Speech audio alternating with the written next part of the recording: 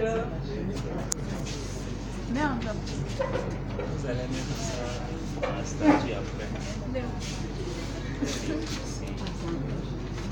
Merci, monsieur le modérateur, de vous passer la parole. Monsieur le modérateur, chers enseignants et camarades, bonjour.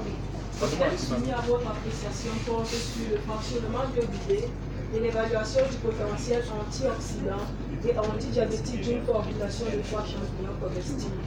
Pleurotus pulmonarius, Pleurotus floridanus et Pleurotus ajorbate.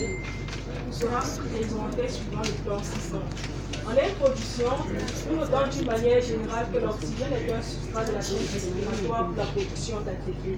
Ce métabolisme induit ainsi la production d'espèces réactives dérivées de l'oxygène en équilibre avec le système antioxydant.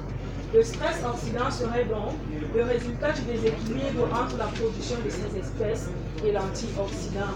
Il est donc la cause de nombreuses pathologies, parmi lesquelles le diabète, qui de nos jours est considéré comme un grave problème de santé publique. Il en existe 2 types. Le diabète du type 2 non insulino-dépendant et le diabète du type 1 insulino-dépendant qui ferait même l'objet de notre étude. Alors, la pratique d'une activité physique régulière et une alimentation saine pourrait prévenir l'apparition de cette pathologie, d'où la valorisation des produits locaux à l'instar des champignons comestibles. Les champignons comestibles sont considérés par la plupart des nutritionnistes comme un trésor caché de la nature, du fait de leur potentiel nutritionnel et médicinal. Le genre Pleurotus, en particulier Pleurotus pulmonarius, Pleurotus floridanus et Pleurotus ajorbate, sont les plus consommés au Cameroun du fait de leur accessibilité, leur coût de productivité faible, leur rendement élevé et la possibilité de culture en toute période de la vie. Ceux-ci ont montré, selon Ekundi et Hall en 2017, une activité antioxydante, anti-hyperglycémienne et antidiabétique importante, à travers leur teneur en composés bioactifs et en polyphénols totaux non négligeables. Il se pose ainsi la question de recherche de savoir quels sont les composés à l'origine de ces activités et quels sont leurs effets sur le stress oxydant et le diabète.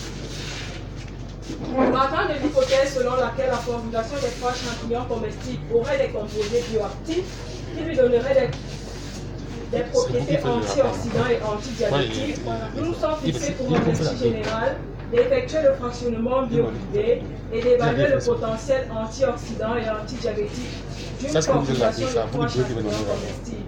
Plus spécifiquement, il s'agira d'effectuer le fractionnement bioguidé d'une formulation de 3 champignons et d'isoler les différentes fractions, d'évaluer le potentiel antiradicalaire des différentes fractions isolées par l'utilisation des méthodes de frappe Folin et BPPH, étudier la toxicité de la meilleure fraction et son influence sur les paramètres du stress oxydant induit chez les rats. Enfin, évaluer le potentiel antidiabétique de la meilleure fraction sur les rats rendus diabétiques. Pour mener nos travaux, une méthodologie a été mise sur pied. In vitro, il s'agira de récolter, sécher et broyer les champignons, puis préparer les extraits, faire la formulation des extraits, effectuer le fractionnement bioguidé des extraits d'une part et des formulations des extraits d'autre part. Les différentes fractions obtenues serviront à l'évaluation de l'activité antiradicalaire par les tests de DPPH et FRAP et le dosage des polyphénols totaux par le test de Folin. In vivo, les études se feront sur la meilleure fraction antiradicalaire.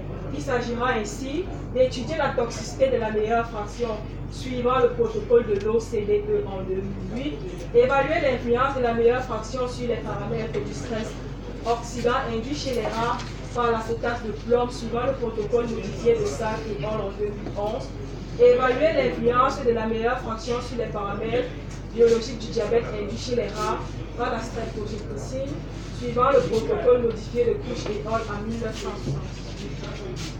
Les résultats seront traités et analysés à l'aide des logiciels Cyton. Les probabilités seront évaluées au seuil de 5%. Au terme de notre travail, nous attendons à ce que le fractionnement bioguidé donne 3 fractions différentes ayant des propriétés antiradicalaires in vitro. La meilleure fraction isolée ne présente aucun signe de toxicité La meilleure fraction isolée présente une amélioration des marqueurs du stress oxydant induit chez les rats. Et enfin, la meilleure fraction isolée présente une amélioration des paramètres du diabète chez les rats rendus diabétiques. Nos travaux qui ont commencé depuis janvier 2018 s'achèveront en décembre 2018 par une soutenance ayant pour budget approximatif de 800 000 francs. Sur ce, je vous remercie pour votre attention.